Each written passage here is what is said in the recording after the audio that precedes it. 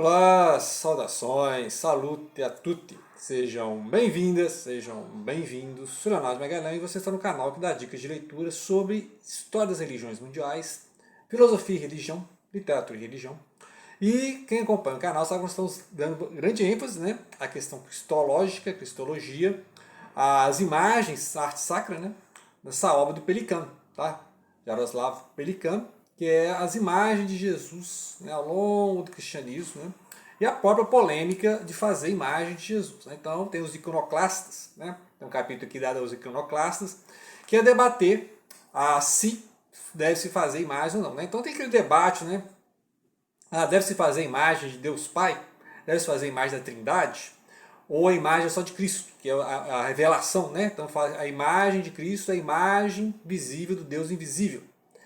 Então tem todo esse debate, E aí tem a iconografia, que são as várias imagens de Jesus ao longo do tempo, Então a gente conhece muito isso aí, na parte devocional das imagens, Então você vai mostrar tantas as imagens da Trindade, como se... Aí você tem que imaginar, que Deus Pai tem um corpo, a Bíblia fala que ele é Espírito, e o Espírito Santo, não, já diz, é Espírito, Então a única corporeidade, a única visibilidade que tem é de Jesus, que é homem e Deus, Pela teologia cristã. Certo? Então é interessante esse livro. E aí, claro que surgindo dúvida, a gente vai a outros livros. Obviamente não pode deixar de abrir o Novo Testamento. Isso aqui é uma bela edição da Vozes, tá?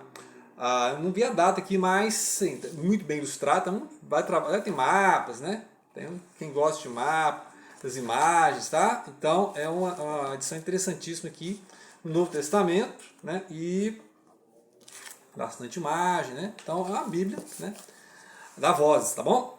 Então, tá sempre aqui do lado, lendo aos pouquinhos. Mas hoje nós vamos trabalhar mais a teologia. Nós vamos trabalhar aqui com o Juan Luís II, tá? Que em 85 escreveu o livro aqui, O Homem de Hoje, Diante de Jesus de Nazaré, onde ele vai trabalhar, já falei nos vídeos, O tema do Jesus histórico, Jesus da fé, a questão dos sinóticos e os outros livros, tá? Então essa aqui é a segunda parte, em que ele, além de diferenciar, como a gente fez no canal aqui, diferenciando o sinótico dos outros, O que é sinótico? Os 3 primeiros evangelhos, Aí depois colocando a João, Hebreus, por exemplo, que possivelmente seria de Paulo, ou não, Essa discussão, o Apocalipse, as cartas de João, a carta de Tiago, de Pedro, etc, então você faz uma distinção da cristologia presente nos sinóticos, que é a cristologia que vem de baixo para cima.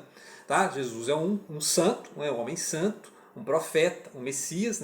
Lembrar que na tradição judaica e na islâmica posterior também, o Messias não é exatamente divino. Tá? Então, é um grande rei, um grande profeta, um grande homem, um ungido de Deus, o santo de Deus, o justo de Deus, mas não tem essa concepção. Tá? É por isso que a gente fala que o judaísmo e o islamismo, em algumas versões do cristianismo, são unitaristas. Só existe o Deus, o Javé, o Jeová, o Deus Todo-Poderoso, e aí não seria Cristo uma divindade, tá? Ou uma divindade menor. Aí a discussão é parte do que está falando aqui, porque ele está partindo dos sinóticos. Tá? O olhar dele aqui não é da alta cristologia. A alta cristologia já fala, é o verbo encarnado, Jesus.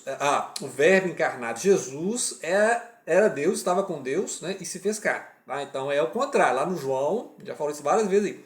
No João, é o contrário, parte de cima para baixo. Por isso que se fala alta cristologia. Tá?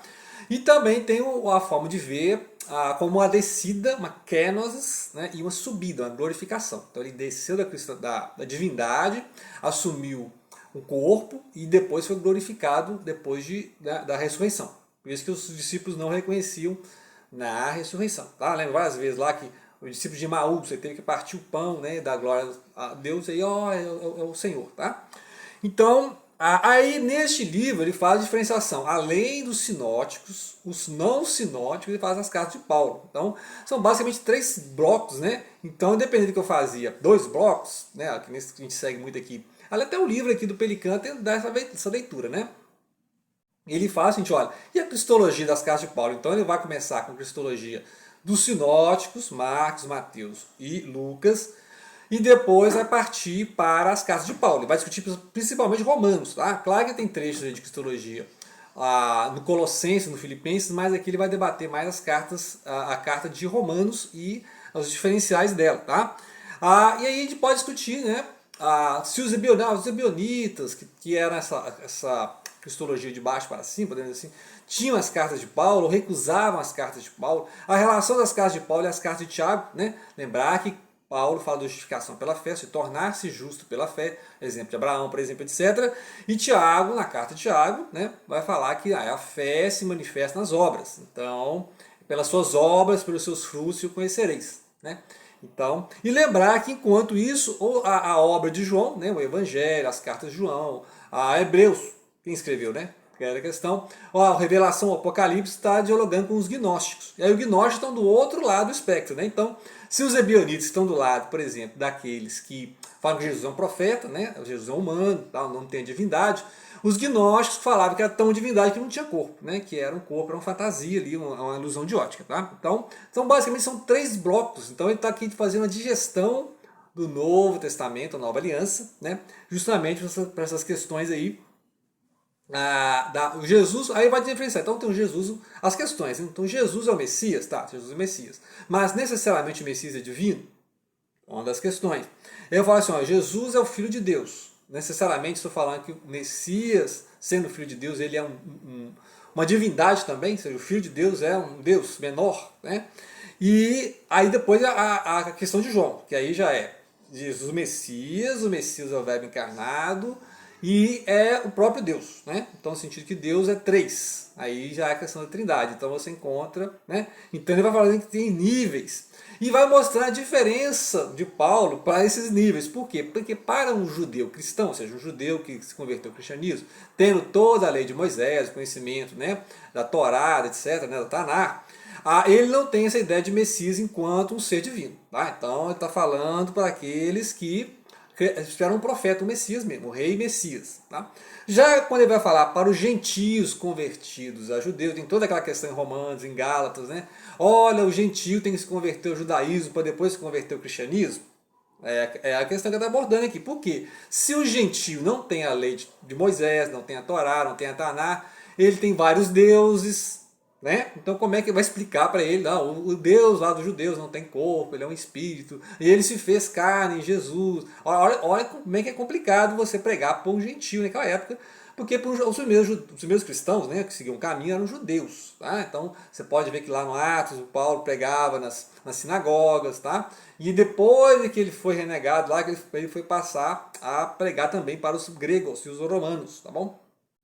É isso, lembrar que nós estamos falando da epístola aos romanos, em que Paulo fala com os judeus, fala com os romanos, e é essa a diferença, tá? Os romanos vieram do paganismo, né? Os vários deuses e tal. Lembrar que essa ideia de Deus entre nós, que é o Emanuel, por exemplo, não é estranho aos pagãos, porque inclusive tem uma parte no Atos lá que o Paulo e o Barnabé, os apóstolos, são confundidos com Deus. Eles fazem os milagres, mas vocês são Júpiter, é Hermes. Você vê como é que, né, para eles não tinha esse diferencial, né, em que os deuses se disfarçavam de humanos e andavam entre nós. Agora, vai explicar isso para um judeu e para um islã, por exemplo, né, que veio depois, 600 anos depois. Tá? Então, já falamos aqui, por exemplo, que essa ideia unitarista, ou seja, de Messias enquanto ungido, enquanto profeta, que foi para o Islã, veio justamente por influência bionita e também influência nestoriana, posterior, né? Nestoriano, lembrar que para Nestoriano Maria é a mãe do Cristo, não a mãe de Deus, né? Que faz a diferenciação das duas naturezas, tá? Então, e os muitos nestorianos que fugiram, foram, né, declarados hereges, foram para a região ali do Oriente, tá? Ortodoxos, tanto quanto Islã depois. Lembrar que o Islã está ali entre os persas, os bizantinos, os ortodoxos. É complicado, né? Então isso aqui. E aí outra coisa, ele não vai ficar. Aí por outro lado, ele não vai preocupar com o Jesus histórico, ele vai preocupar com o Jesus da fé dos sinóticos, tá? Porque ele fala assim, como assim Jesus histórico? Porque tem até gente que fala que Jesus nem existiu, tá? Então tem essa questão aí. Você vai encontrar os flavianos falando que Jesus é invenção, nem existiu. Ele fala, ele está abrindo o pano assim, olha. O plano é o seguinte, olha. Jesus, inquestionável, tá? Começo do debate. Tem fé em Jesus, tá? E aí fala assim, mas aí essa fé em Jesus não vem dos evangelhos, então não tem como você criar o Jesus histórico a partir do Jesus da fé. Né? Você está voltando para trás, como diz o outro. Lembrando que esses pesquisas do Jesus histórico vieram primeiramente no meio protestante, depois que entrou no meio católico. Tá? Então que o Juan Luís II é do meio católico. Tá? Então ele fala assim, olha, como assim? Né?